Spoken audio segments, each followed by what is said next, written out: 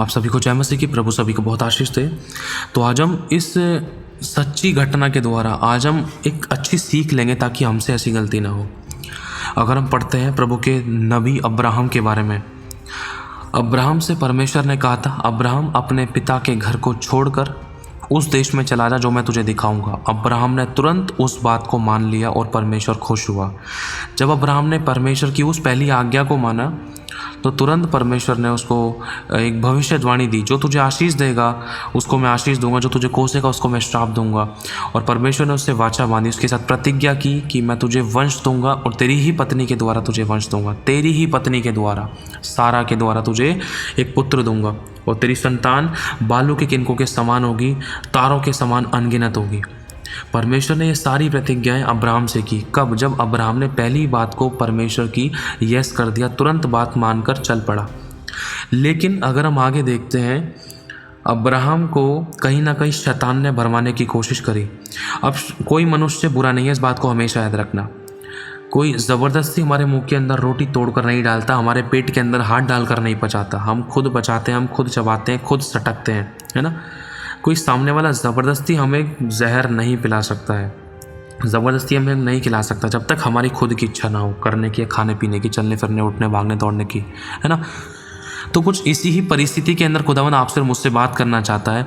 परमेश्वर ने अब्राहम को पहले ही कह दिया था कि मैं तुझे तेरी ही पत्नी के द्वारा पुत्र दूंगा। लेकिन अब्राहम को कुछ साल बाद इसी चीज़ को, इसी शब्द को लेकर शैतान ने उसकी पत्नी को इस्तेमाल करके भरमाया। शैतान ने सारा को इस्तेमाल किया।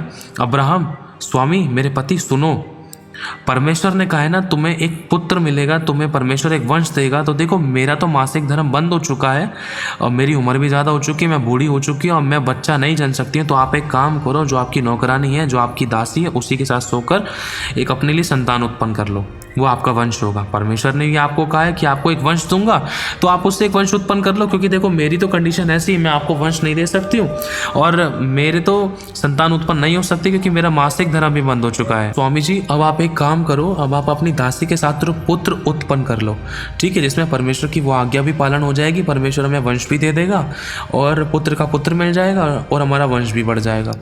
तो शैतान ने अब्राहम को इन शब्दों के द्वारा उसकी पत्नी को इस्तेमाल करके भरमाने की कोशिश करी और शैतान उस बात में जयवंत हुआ था। क्यों? क्योंकि परमेश्वर ने जो बात बोली थी अब्राहम को कि अब्राहम मैं तुझे तेरी ही पत्नी के द्वारा पुत्र उत्पन्न दूंगा, तो शैतान ने अब्राहम को भरमा दिया और सारा के द्वारा नहीं, मतलब उसकी पत्नी के द्वारा नहीं, वरन उसकी दासी के द्वारा पुत्र उत्पन्न हो गया, जिसमें अब्राहम से बहुत बड़ी गलती हुई और इस गलती के कारण परमेश्वर ने अब्राहम से 13 साल तक बात नहीं की। क्यों? क्योंकि परमेश्वर ने अब्राहम को पहले ही बता दिया था कि मैं तुझे तेरी ही पत्नी के द्वारा पुत्र दूंगा, चाहे मासिक धर्म है या नहीं है, चाहे वो कितनी बूढ़ी है, चाहे कितनी बुजुर्ग है, चाहे कितनी भी जवान है, मैं दूंगा तो उसी के द्वारा दूंगा। जब परमेश्वर ने अपनी बात को सामने रख दिया तो वो उसी बात को पक्का करेगा, पूरा करेगा। लेकिन अब्राहम ने इस बात पर पूर्ण रूप से भरोसा नहीं कर सका। अब्राहम का भरोसा कमज़ोर हो गया, विश्वास कमज़ोर होने लगा, टूटने लगा और शैतान ने उसको भरमा दिया और उसको लगा चलो मैं भी बूढ़ा हो चुका हूँ, मेरी पत्नी बूढ़ी हो चुकी है, उसका भी मासिक धर्म बंद हो चुका है, मेरी पत्नी सही कह रही है, चलो मैं अपनी दासी के साथ एक पुत्र उत्पन्न कर लेता हूँ, प्रभु उस विषय में भी मेरे वंश को बढ़ाएगा, आशीष देगा।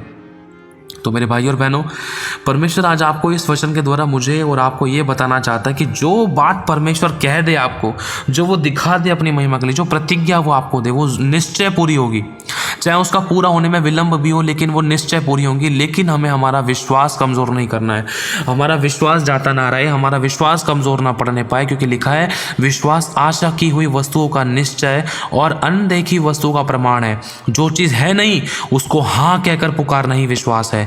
अब्राहम को ऐसी परिस्थितियां दिखाई दे रही थी कि मेरी पत्नी अब बांझ है, मेरी पत्नी अब बच्चा नहीं जन सकती है, उसका मासिक धर्म बंद हो चुका है, अब मैं बाप नहीं बन सकता। अब्राहम उन शारीरिक बातों को देख रहा था, लेकिन मेरे भाई और बहनों, परमेश्वर अब्राहम को उसी पत्नी के द्वारा बच्चा देना चाह रहा था जो उसकी स्वयं की पत्नी है, सारा। तो अब वो उस पत्नी से पहले बच्चा क्यों नहीं पा सका? क्योंकि अब्राहम का विश्वास डगमगा गया, वो शारीरिक बातों को देखकर कमज़ोर पड़ गया। अरे मेरी पत्नी तो बूढ़ी हो चुकी है, इसका तो मासिक धर्म भी बंद हो चुका, अब तो बच्चा हो ही नहीं सकता। एक काम करता हूँ, मैं अपनी दासी के द्वारा संतान उत्पन्न कर लेता हूँ, जिसमें कि परमेश्वर की वो प्रतिज्ञा भी पूरी हो जाएगी। तो शैतान ने उसको भरमाने की कोशिश करी और अब्राहम ने अपना दिमाग चलाया, जिसके कारण 13 साल साल तक परमेश्वर ने अब्राहम से बात नहीं की। जब अब्राहम ने इस बात का अफसोस किया, पश्चाताप किया, परमेश्वर ने साफ उससे कहा, अब्राहम नहीं, ये तेरी संतान नहीं है, भले ही ये तेरा पुत्र है जो तेरी दासी के द्वारा उत्पन्न हुआ है, लेकिन ध्यान रख ये तेरी संतान वो नहीं है जो मैं तुझे देना चाहता हूँ। मैंने इसके साथ वाचा नहीं बांधी है, मैंने उस संतान के साथ वाचा बांधी है जो तुझे तेरी पत्नी सारा के द्वारा मिलेगा, तेरी खुद की पत्नी सारा के द्वारा मिलेगा। लेकिन तूने मेरी बात को नहीं माना, तूने मेरी बात को नो कर दिया, तूने विश्वास अच्छे तरीके से नहीं दिखाया, तू कमज़ोर पड़ गया, तूने मेरी बात को ना मानकर वरन तू अपनी पत्नी के द्वारा भरमा लिया गया और तूने पत्नी की बात को मानकर अपनी दासी के साथ संतान उत्पन्न कर ली। लेकिन ध्यान रख, वो मेरी ओर से वो अब्राहम की संतान नहीं कहलाया जाएगा। वो मेरी संतान, वो मेरी वारिस की संतान, वो मेरी आशीष संतान, वो मेरे वंश की संतान, वो तेरे वंश की संतान, वो ब्लेसिंग्स की संतान, वंश का वारिस वो नहीं है। जो है वो तुझे सारा के द्वारा ही मिलना था। लेकिन ध्यान रख, अब जो तूने पश्चाताप किया है, अब जो तूने माफ़ी मांगी है, अब सुन, अब भी मैं तुझे सारा ही के द्वारा पुत्र उत्पन्न करने के लिए कहता हूँ। अगर तेरा अभी भी विश्वास है तो ध्यान रख, मैं तुझे ब्लेस करूँगा। तो मेरे भाई और बहनों, जब अब्राहम ने इस गलती का पश्चाताप किया कि 13 साल तक परमेश्वर ने उससे बात नहीं करी, क्यों? क्योंकि मैंने अपनी पत्नी की बात को मान लिया, मैंने एक मनुष्य की बात को मान लिया और परमेश्वर की बात को नो कर दिया। और परमेश्वर ने जब मुझसे वादा किया था तो अपने वायदों का वो सच्चा है, मैंने उसकी बात वायदे पर भरोसा नहीं किया, मैंने अपने मनुष्य की बात को मान ली, मनुष्य की बात के अनुसार किया और मैंने परमेश्वर के विरोध में पाप किया। अब्राहम से गलती हुई, अब्राहम ने अपनी गलती का पश्चाताप किया, माफ़ी मांगी और अब्राहम को परमेश्वर ने कहा, देख सुन, तेरा अत्यंत बड़ा और अच्छा प्रतिफल मैं हूँ, अब सुन, तेरी ही पत्नी के द्वारा तुझे वंश उत्पन्न होगा। और उसके कुछ टाइम बाद परमेश्वर ने उसी ही की पत्नी के द्वारा, जिसका मासिक धर्म बंद हो चुका था, जिसकी कोख बंद थी, जो बूढ़ी हो चुकी थी, जो 99 वर्ष की हो चुकी थी, 100 वर्ष की हो चुकी थी लगभग, परमेश्वर ने उसी अब्राहम को उसी की पत्नी सारा के द्वारा एक पुत्र दिया।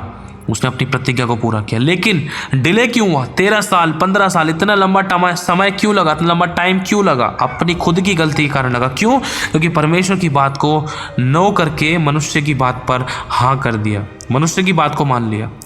अब मनुष्य की बात जो होती है वो शारीरिक रूप में होती है, जो परमेश्वर की बात होती है वो कुछ इस प्रकार में होती है, हालांकि परिस्थितियां नजर नहीं आती हैं। प्रभु कह रहा है मैं तुझे वंश दूंगा, लेकिन अब्राहम देख रहा है मेरी पत्नी बूढ़ी हो चुकी है, लेकिन प्रभु कह रहा है कर दूंगा। तो वो बातें कई बार उन बातों पे एक विश्वासी भरोसा नहीं कर पाता है। कुछ इस प्रकार के विश्वास की डिमांड प्रभु आपसे और मुझसे करता है। और मेरे भाई और बहनों, एक विश्वासी इन्हीं गलतियों के कारण कई बार परमेश्वर की आवाज़ को नहीं सुन पाता है और खुदा का आत्मा रूठ जाता है। आज हमें इस बात का हमेशा ध्यान रखना है कि कभी भी परमेश्वर हमसे कुछ कह रहा है उस बात को हमें पकड़ के रखना है। चाहे हालात नहीं बता रहे कि होगा, परिस्थितियां नहीं बता रही कि होगा, सिचुएशंस नहीं बता रही कि होगा, लेकिन परमेश्वर कह रहा है होगा तो होगा। परमेश्वर ने बोला है होगा तो होगा, परमेश्वर ने दिखाया होगा तो होगा। बस आपको उस बात को पकड़ के रखना है। अब वो कैसे होगा ये प्रभु जानता है, कब होगा ये प्रभु जानता है, किस तरीके से होगा ये प्रभु जानता है। हालेलुया। तो आज हमें इन बातों से पक्का पता चलता है, क्लियर पता चलता है कि जब एक विश्वासी परमेश्वर की बात को नो करता है तो वो अपना नुकसान उठाता है, अपने लिए समस्या, विपत्ति, परेशानियों को उत्पन्न करता है और खुदा से दूर हो जाता है। लेकिन जैसे ही वो पश्चाताप करता है, पापों की तौबा करता है, माफ़ी मांगता है, तो परमेश्वर फिर से उस पर दया करता है, फिर से उठाता है, फिर से उसको ब्लेस करता है, फिर से नया कर देता है सब कुछ। हालेलुया। तो प्रभु आशीष आप सभी को जय मसीह की।